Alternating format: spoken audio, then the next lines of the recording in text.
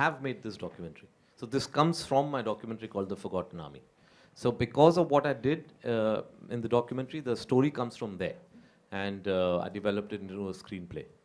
A few years ago, we did sort of have to go around and explain to people what we were doing, what the goal was, what the standards would be.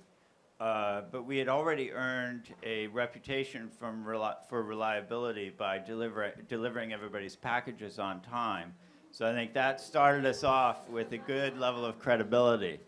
So there was definitely that period where you had to go around and talk to agents and managers and talent and explain, you know, what we're trying to do. We're trying to do great work that people are really going to remember, that's going to stand the test of time, and that's going to be the best in the industry.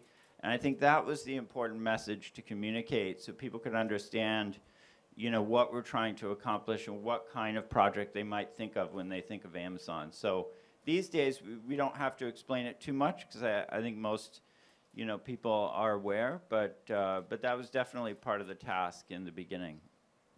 No, honestly, I don't really give much thought. I think technology is just a tool for a storyteller.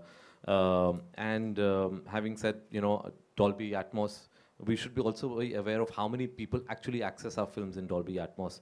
My last film, Bajrangi Bhaijaan, is considered to be one of the most watched film in this country. It's got footfalls of about 3.8 crores.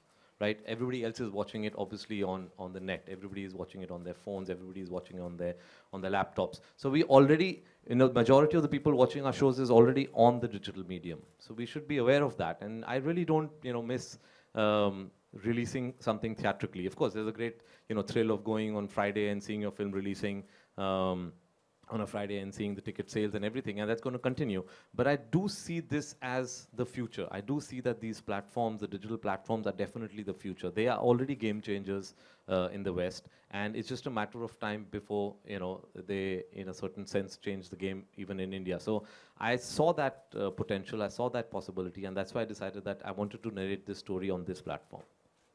With the top talent, top filmmakers, we asked them to think unconstrained. We asked them to think about the best stories that they want to tell without having to worry about, you know, what my weekend launch is going to look like, what my time slot's going to be on TV. That's what we tell them, and that's what Kabir is doing, and that's why he's excited about that.